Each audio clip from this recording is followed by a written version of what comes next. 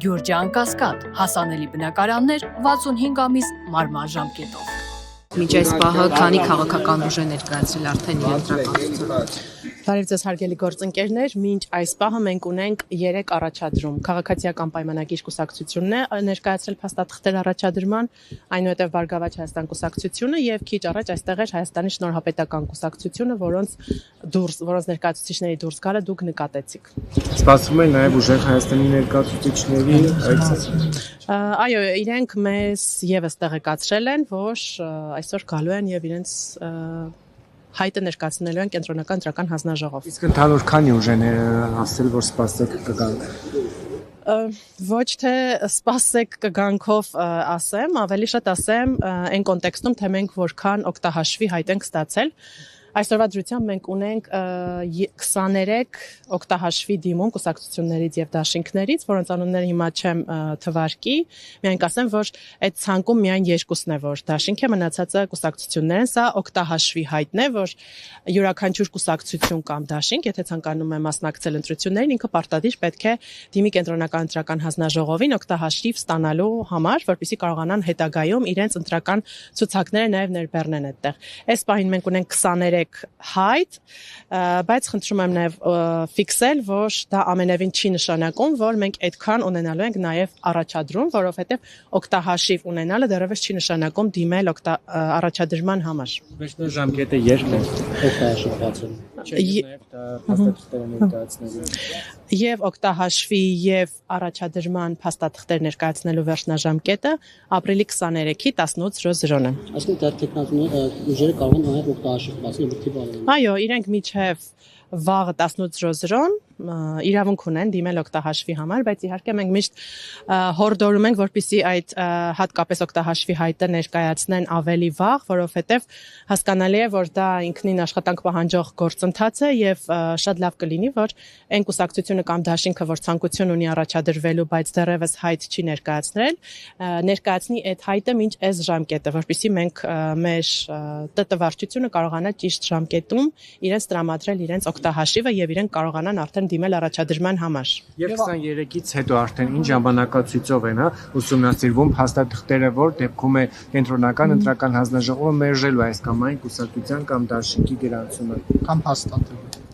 Ապրիլի 23-ից սկսած մինչև մայիսի 3-ը գրանցման վերջնաժամկետն է, մայիսի 3-ին է գրանցման վերջնաժամկետը լրանում։ Այս ժամանակահատվածում կենտրոնական ընտրական հանձնաժողովի անդամները ուսումնասիրելու են առաջադրված բոլոր կուսակցությունների կամ դաշինքների հայտերը, ներկայացված փաստաթղթերը, որպեսզի հասկանան այնտեղ ինչ-որ խնդիրներ կան թե չկան։ Եթե որևէ խնդիր հայտնաբերվում է, կենտրոնական ընտրական հանձնաժողովը իրավասու է դիմել տվյալ սուբյեկտին եւ տրամադրել 48 ժամ, օրինակ թերի տրամադրված փաստաթղթեր լրացնելու համար եւ այդ 48 ժամվա ընթացքում կուսակցությունը կամ դաշինքը տրամադրում է այն փաստաթղթերը, որը անհրաժեշտ է։ Եվ արդեն նոր իրականացվում է գրանցումը։ Եվ մենք այս ընթացքում նկատում ենք, որ տարբեր դեսպաններ են այցելում կենտրոնական ընտրական հանձնաժողով, նպատակը որն է այցերի։ Այդ հարցի վերաբերյալ բազմիցս կենտրոնական ընտրական հանձնաժողովի նախագահը խոսել է։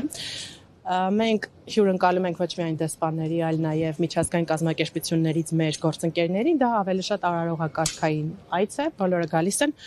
որպեսզի հասկանան այս պահին կենտրոնական ընտրական հանձնաժողովը նախապատրաստական ինչ աշխատանքներ է իրականացնում, փորձում են նաև հասկանալ այն նյութատեխնիկական աջակցությունը, որ միգուցե տրամադրեն, եթե մենք կարիք ունենք դրա, եւ ավելի շատ դա զուտ, նորից եմ կրկնում, արարողակարգային այց է եւ մենք պատրաստ ենք բոլոր այն սուբյեկտներին, ովքեր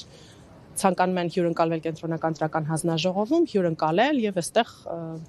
ոչ մի ստանդարտ երկակի չի կարող լինել։ Մասում ինչ կասեք, արդեն դիմումներ կան կամ օգտի ժամկետներ կան, գրանցվելու համար դիտորդական արագություն թե տեղական, թե արտասահմանյան։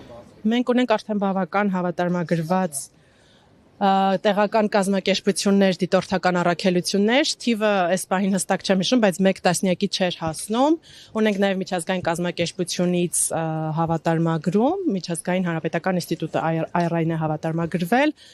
եւ երեկել հենց միջազգային հանրապետական ինստիտուտի փոխնախագահը մեր շենքում էր հյուրընկալվել։ Միջազգային, այսպես ասած, կազմակերպություն դիտորդական առաքելությունների հավատարմագրումը, նաև միջազգային ԶԼՄ-ների հավատարմագրումը, ուզում եմ տեղեկացնել, որ իրականացում է արտաքին գործերի նախարարության կողմից։ Եվ անցողիկ շեմի մասին նաև կուսակցությունները նոր ընտրական օրենսգրքով քանի տոկոսի շեմը պետք է հաղթարեն, որ արդեն համարվի անցողիկ դաշինքների 2 ուժից դեպքում դաշինքը քանի ծոկոս կամ եթե 3 ուժից է բաղկացած դաշինքը։ Կուսակցությունների դեպքում անցողիկ շեմը 4% է, դաշինքների դեպքում, եթե կուսակցությունը բաղկացած է միջև 3, դաշինքը բաղկացած է միջև 3 կուսակցությունից, այս դեպքում անցողիկ շեմը 8% է, եթե 4 եւ ավելի անցողիկ